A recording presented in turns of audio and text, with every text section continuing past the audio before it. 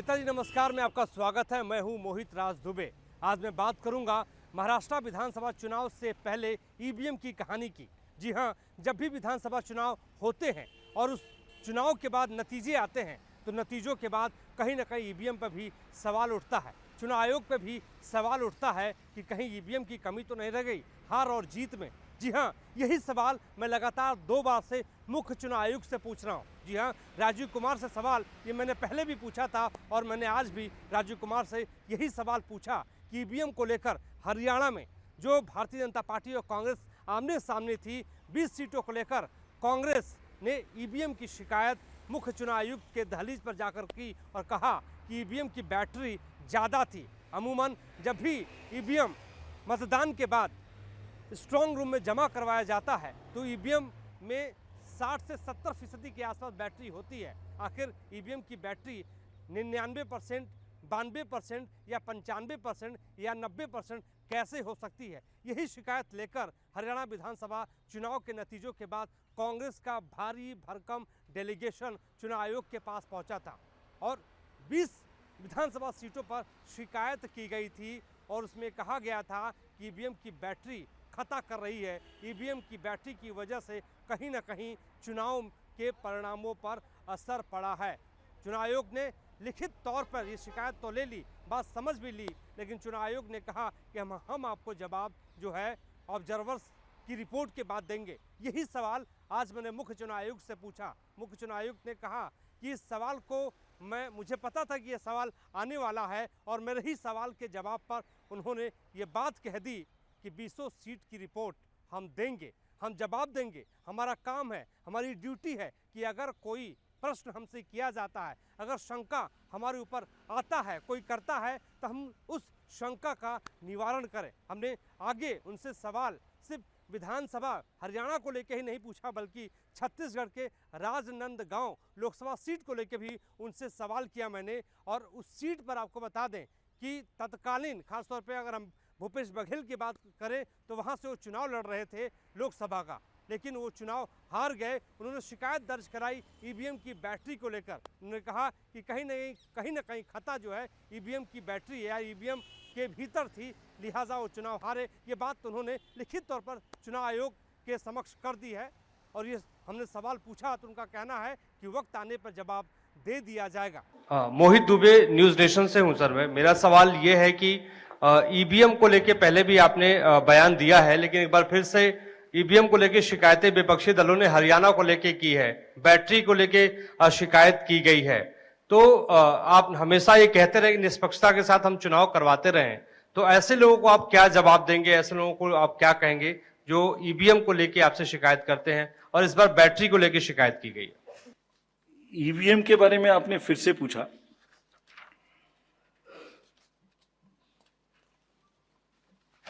बहुत बार मैं बता चुका हूं आपको, थोड़ा समय लगेगा तो फिर से बता देता हूं। 6 महीने लगभग 5-6 महीने फर्स्ट एफएलसी शुरू होती है ईवीएम की। मैं 2 बात बता रहा हूं, बस मोटी सी 2 बात, बाकी सब आपको मालूम है। वो टेम्पर नहीं हो सकती, उसमें कोई कनेक्शन नहीं हो सकता। अभी लोग पूछते हैं जब पेजर से उड़ा देते हैं तो ईवीएम को कैसे हैक नहीं कर सकते, ये भी पूछते हैं। जब कोई किसी कंट्री में पेजर से उड़ा दिया तो ईवीएम हैक हो जाएगी। अरे भाई, पेजर कनेक्टेड होता है, ईवीएम कनेक्टेड नहीं होती। एनीवे, 2 बात मोटी मैं आपको बताता हूं, बहुत मोटी। 5-6 महीने पहले एफएलसी होती है, first level checking of the EVMs, और मेरे पास में एक पूरा रिकॉर्ड है। ये हम जो भी ईवीएम की शिकायतें बाय द वे आई हैं, वो हमारे पास 20 शिकायतें आई हैं। हर 20 शिकायत का हम इंडिविजुअल जवाब देंगे, फैक्ट बाय फैक्ट। सो इसमें कोई डाउट नहीं है। We will convey to each candidate to assure, this is our duty. Actually हमारी ड्यूटी है कि अगर कैंडिडेट ये पूछ रहे हैं कि आप बताइए, तो हम उन्हें बताएंगे, निश्चित रूप से बताएंगे, लिख के बताएंगे, पूरा डिटेल्ड बताएंगे और जल्दी ही बताएंगे। तो I am not going into individual cases, और उन सबको पब्लिश भी कर देंगे ताकि आप सबको भी पता लग जाए। But first level checking, randomization, second randomization, storage में रखना, स्टोरेज से बाहर निकालना, कमीशनिंग करना, कमीशनिंग के बाद वापिस स्टोरेज में रखना, फिर उसको पोलिंग डिस्पर्सल के दिन ले जाना, फिर उसको बूथ पे पहुंचाना, बूथ पे पूरा दिन वोटिंग कराना, फिर सील करना, फिर वापस स्टोरेज में रखना, फिर काउंटिंग के दिन निकालना, फिर पूरे दिन दिखाना। इसमें हर समय पर पॉलिटिकल पार्टी या उस कैंडिडेट या उसका एजेंट मौजूद रहते हैं। जब मशीन में कमीशनिंग होती है उस दिन उसमें बैटरी डाली जाती है। पहले आया था, पहले और बहुत सारी चीजें आई थी कि वो हैक हो सकती है, उसका वोट इधर डाला तो इधर जा सकता है, कुछ हो सकता है। ये पहली बार आया। अब हम ये भी सोच रहे हैं कि इससे अगला क्या आएगा, हम नहीं समझ पा रहे इससे अगला क्या आएगा, बट लगता है अगला भी कुछ आएगा, रुकेगा नहीं। मतलब कितनी बार। एनीवे, कमीशनिंग बहुत जरूरी है समझना। वोटिंग से करीब 5 या 6 दिन पहले कमीशनिंग होती है। 5-6 दिन पहले उस दिन मशीन में सिंबल पड़ते हैं। तो अब मशीन में अभी तक नई बैटरी उस दिन एक डाली जाती है और सील करके उस बैटरी पे भी कैंडिडेट के एजेंट्स के दस्तखत होते हैं। छोड़िए, मशीन पे तो होंगे ही होंगे।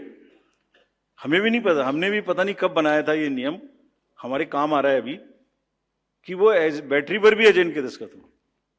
और अब कमीशनिंग के बाद, क्योंकि 5 ही दिन बचे हैं और इसमें सिंबल लोड हो चुके हैं, ये उनके सामने में स्ट्रांग रूम में जाएगी, डबल लॉक लगेगा, 3 लेयर की सिक्योरिटी रहेगी, 3 लेयर की, जिसमें सीएपीएफ भी शामिल होगी, मस्ट है।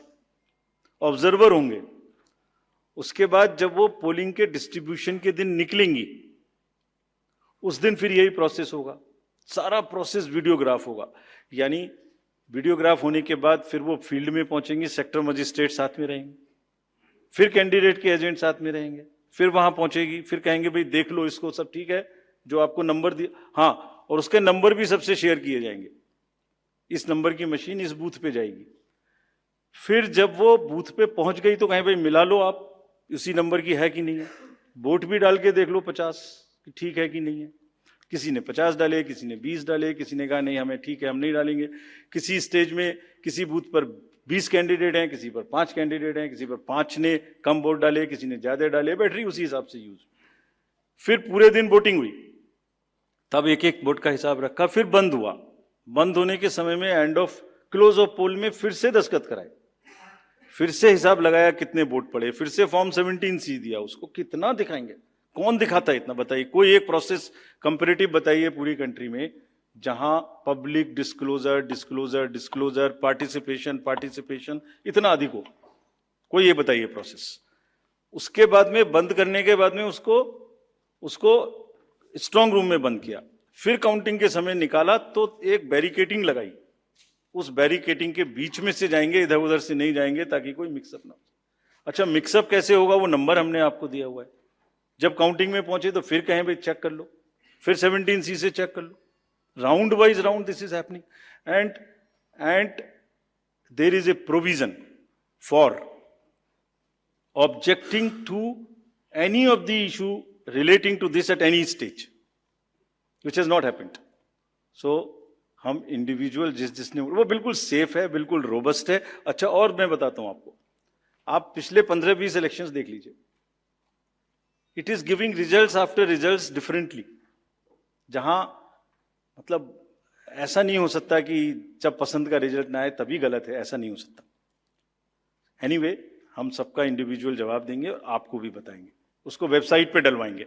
इसके अलावा ईवीएम को लेकर चुनाव आयोग लगातार ये बात कहता रहा है, और आज ही नहीं, इससे पहले जब लोकसभा चुनाव की तारीखों का ऐलान होना था, उस दिन भी मैंने मुख्य चुनाव आयुक्त से सवाल पूछा कि ईवीएम को लेकर सवाल उठाए जा रहे हैं और कहा जा रहा है, क्योंकि एक तबका ऐसा था सियासी दलों का जो प्रेस क्लब ऑफ इंडिया के भीतर या जंतर मंतर पर ईवीएम को लेकर सवाल उठा रहा था और कह रहा था कि इस बार चुनाव बैलेट पेपर पे होना चाहिए, ईवीएम पर एतबार नहीं है, ईवीएम पर यकीन नहीं है। उस वक्त भी चुनाव आयोग से जब सवाल पूछा गया तो उन्होंने शायरी के अंदाज में जवाब दे दिया। अधूरी हसरतों का इल्जाम, अधूरी हसरतों का इल्जाम हर बार हम पर लगाना ठीक नहीं। ये ईवीएम कह रही है, मैं नहीं कह रहा हूं। अधूरी हसरतों का इल्जाम हर बार हम पे लगाना ठीक नहीं, वफा खुद से नहीं होती, खता ईवीएम की कहते हो। और बाद में गोया जब परिणाम आता है तो उस पर कायम भी नहीं रहते, आप ही के पक्ष में रिजल्ट आ जाता है। ये क्या बात है भाई? मुख्य चुनाव आयुक्त ईवीएम को लेके और चुनाव आयोग ईवीएम को लेके भरोसेमंद है। वो लगातार ये कहता रहा है कि जब भी कोई सियासी दल जीत जाता है तो ईवीएम की बात नहीं कहता है, हार जाता है तो ईवीएम पे सवाल उठाने लगता है। मुख्य चुनाव आयुक्त ने ईवीएम को लेके भरोसा एक बार फिर से दिया है कि ईवीएम पूर्ण रूप से सुरक्षित है और ईवीएम के माध्यम से मतदान जो है वो टैंपर्ड नहीं किया जा सकते।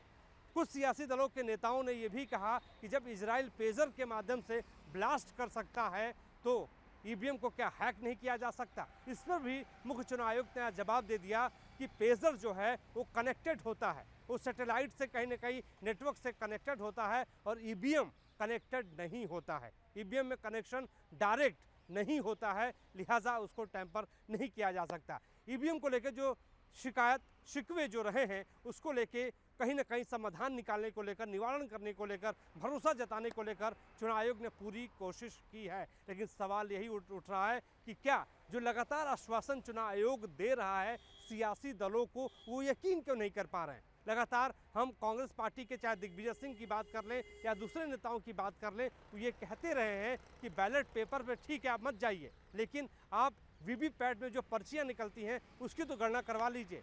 चुनाव आयोग ने मुकम्मल तौर पर इस पर अब तक कोई बात नहीं कही है, लेकिन ये कहा है कि हमें जितनी ज़रूरत होगी हम उतना कर दिखाएंगे, जितनी हमें ज़रूरत होगी उतना हम जो है उसी हिसाब से चुनाव भी करवाएंगे और हमारा मकसद है कि सुरक्षित और निष्पक्ष चुनाव करवाया जाए। चुनाव आयोग लगातार ये कहता रहा है कि ईवीएम को टैंपर्ड नहीं किया जा सकता, ईवीएम के माध्यम से मतदान सुरक्षित और निष्पक्ष होते हैं। चुनाव आयोग कई बार शाराना अंदाज में भी इस मसले को लेकर जवाब देता रहा है और कहता रहा है कि वफा खुद की नहीं होती है, खता ईवीएम की कहते हो। नेताजी नमस्कार के इस खास कार्यक्रम में आज के लिए बस इतना ही। हमारे सहयोगी विकास कुमार राय के साथ मुझे दीजिए इजाज़त। नमस्कार।